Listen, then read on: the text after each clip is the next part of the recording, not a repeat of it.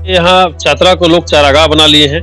विधायक हो, सांसद हो या मंत्री हो, फिर अनाज का घोटाला हो जाना ये शर्म की बात है। गरीब का बच्चा भूखा ही रह जाता है क्योंकि उनका राशन कार्ड नहीं बन पाता है और टैक्स पेयर जनता के पैसों से गरीबों के लिए भेजा गया राशन भ्रष्टाचार के मामा बन बैठे झारखंड के सीएम हेमंत सोरेन के सरकारी बाबू डकार जाते हैं। गरीबों के निवाले पर किस तरह से डाका डाला जाता है, अगर इसे देखना हो तो राजधानी रांची से महज 150 किलोमीटर दूरी पर स्थित चतरा चले आइए।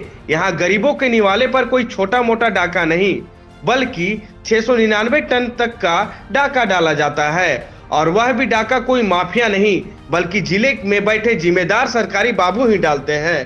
तो साहब कहते हैं ना कि यह चतरा है और यहाँ कुछ भी संभव है।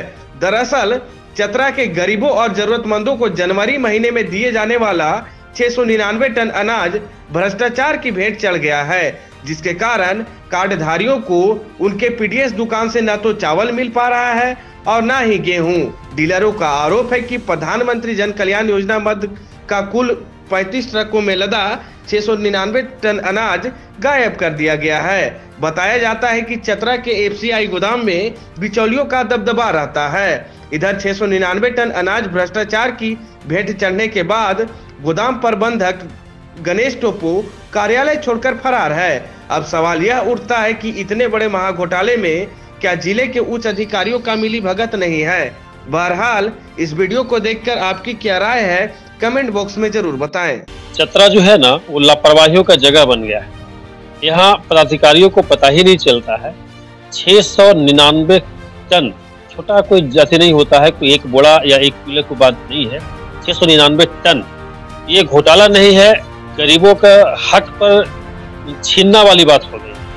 अभी लॉकडाउन जैसे पीरियड में लोग घबराए हुए हैं कि नहीं कि नौकरी से ली गई है, महंगाई अपने चरम सीमा पर है और ऐसे में फिर अनाज का घोटाला हो जाना ये शर्म की बात है, पूरे चतरा के लिए शर्म की बात है।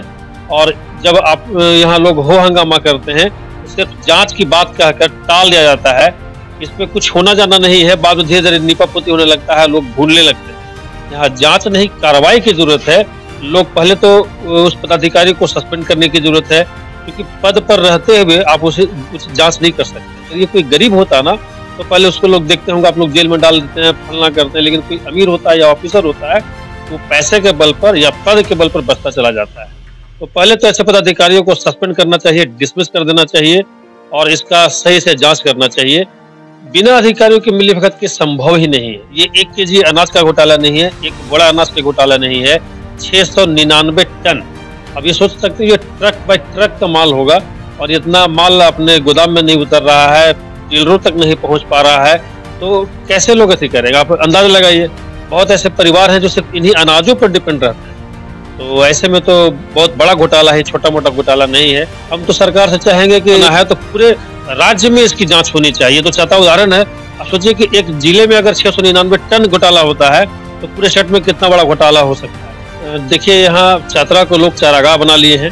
विधायक हो, सांसद हो या मंत्री हो, कभी कोई आवाज नहीं उठाते। और सबसे बड़ी दुख की बात है, लोग कहते हैं कि लोकल सांसद, अरे हमारा सांसद बोलने वाला ही नहीं है। मंत्री जी सिर्फ फोटो खिंचवा रहे हैं, कार्रवाई नहीं कर रहे हैं। अगर कार्रवाई होगी ना तो निश्चित तौर पर डर होगा।